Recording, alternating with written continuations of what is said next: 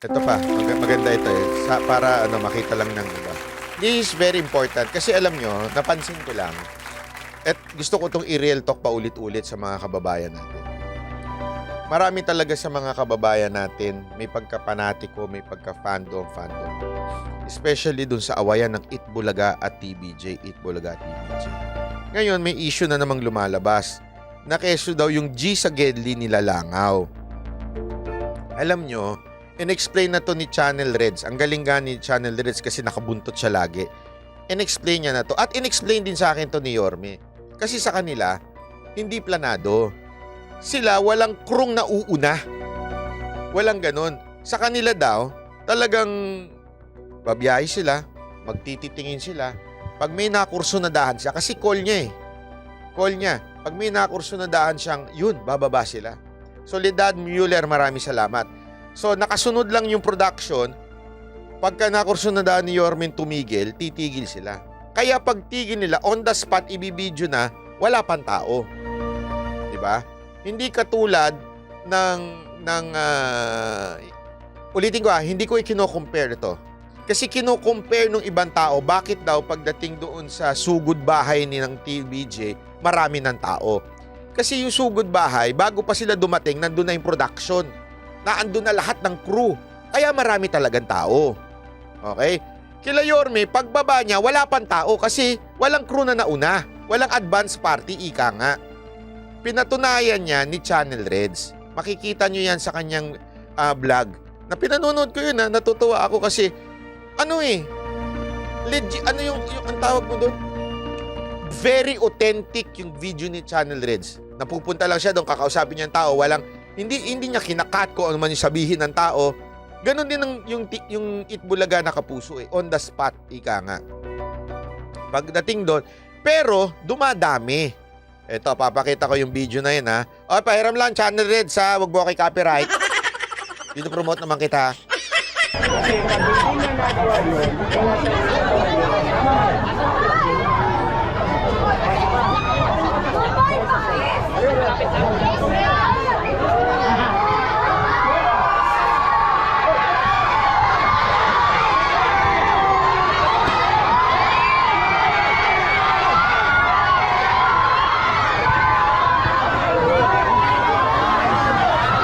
Tapos alam nyo ba, eto pa, tinanong ko pa to kay Yorme, sabi ko sa kanya, totoo ito during my birthday, actually may nagsabi pa nga sa kanyang isang kaibigan ko, Yorme, wag mong ganunin yun, delikado ka dyan, mga pinupuntaan mo, kasi wala siyang security dyan. Meron lang sila, isa lang production, hindi katulad daw ako naman nagsabi nito hindi katulad nung iba, na meron talaga, may mga security, di ba? Siya wala, pansinin nyo. Tignan ninyo,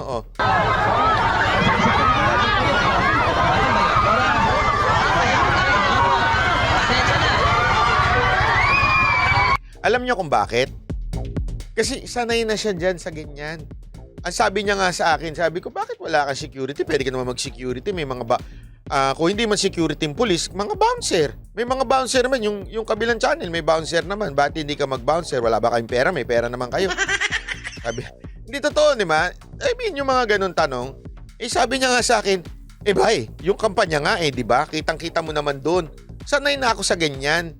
I mean, laki ako dyan Alam ko yung ganyang yung totoo naman, which is during the campaign, ganyan din Siya nga mismong lumalakad papasok sa loob. Kampanya na yun mas delikado na yun.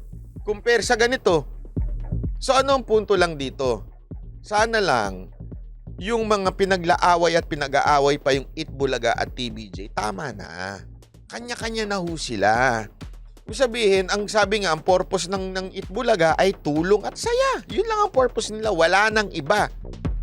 Hindi ko nga mag-gets bakit, pasensya na sa kabilang channel, ako may payo lang ako. Wag na kayo magparinigan. Hindi maganda kasi, alam nyo kung bakit. Pasensya na po wag ko kayo magagalit Kasi you're not politics. You are entertainment. What do I mean? Politics, yung mga taong nanonood dito, talagang gusto nila bangayan. Gusto nila banatan, ganyan, di ba? Kaya sila nanonood dito, talagang yan ang nila, politika nga Pero yung nanonood sa inyo, they wanna be entertained. These people are stressed in life and they want entertainment. If nakikita na nga nila sa politika, bangayan ng bangayan eh. Pati ba naman sa entertainment, nagpaparinigan pa rin? Hindi, alam nyo, to be honest, ilang beses kong sinabihan si Yorme. Hindi, alam ko naman, alam niya yan. Although, lagi ko sinasabi sa kanya, Yorme, ako meron lang ako isang pakiusap sa'yo. Sinasabi ko sa kanyang palagi ito. Kahit anong parinig ng kabilang channel, focus lang kayo. Entertain, tulong lang at saya. Kasi hindi kayo politics eh. You are no longer a politician. Artista ka na ngayon. Huwag mong dalhin yung politika, which is, siya naman talaga, oo din. Yan din ang gusto niya. Diba? Kaya nga naiinis ako. Hindi, sorry pero kakilala ko naman si Jose at saka si Wally dahil nga nakakasabay namin yan. Hindi ko gusto yung pa-mayor pa na ganun. Parang, bakit? Honestly, parang sabi ko nga it's a sign of bakit pa nila pinapansin yung kabilang channel. Oh, even if we deny, pero obvious naman, di ba si Yorme nasa kabila, Yorme siya, kilala siyang Yorme. Tapos bakit, akala ko ba, dito nga ako nagtataka eh. Akala ko ba, inaakusahan ang Itbulaga na hindi sila legit? Akala ko ba inaakusahan ng Itbulaga na hindi lang gagaya? Eh bakit parang baligtad ata ang nangyayari? Diba? Parang, bakit? Don't tell me there's no unconscious na ginawa niyong mayor yung isa sa kabila. Eh, alam niyo namang Yorme yung isa. Alam mo yung parang sabi ko, sana wala nang ganun. Diba? Sana wala nang, kasi hindi yan sorry wag ko magagalit ang mga fans ng Itbulaga. Hindi po rin fans ng Itbulaga ng TBJ. Hindi rin po ako fans ng Itbulaga, hindi rin ako fans ng TBJ. Hindi po ako nanonood kasi tulog po ako niyan. Kaya lang, ang akin lamang po napakasimpleng bagay. Ang tao kaya nanonood sa noontime show because they want entertainment. Ayaw nila ng bangayan, ayaw nila ng parinigan. I hope itigil na yan. Wala nang parinigan. May nag-comment pa dito, ang parinig naman sa producers, okay, kahit na. The point here, hindi man sa ang parinig doon sa mga host ng Itbulaga. Ang point ko dito, ito'y payo lang naman. You might want to consider this. Hindi naman po ako wala naman po akong sigurong kagalingan para pakinggan ninyo. Pero sana lang po TBJ, the entire program of TBJ, you are an entertainment show. Entertain the people. Wag na ho magbangayan, wag na ho magparinigan. Kasi the culture na we're passing to the fans, ganun din. Kaya tuloy, hindi ko masisi. Minsan pag nagpo-post, nagugulat nga ako sa mga post ng iba dyan pag pinopost nila yung Itbulaga na GMA. Inaaway pa rin sila. Sabi ko, pati ba naman dito? Pati ba naman sa entertainment world, magbabangayan pa rin? Mayroon pa rin dilawan, may pulahan pa rin. Di ba? Kasi minsan honestly, di ba? Minsan, kahit ako, political commentator ako, bumabanat ako. Minsan gusto ko ng break. And that break, manunod ako ng entertainment. Di ba? Entertainment. Siyempre, Mocha Girls, #1 entertainer na. Manunod ka entertainment Gusto mo ba yung galing na nga akong politika, manunod ako ng entertainment. Yung entertainment na pinanunod ko, nagbabangayan pa rin.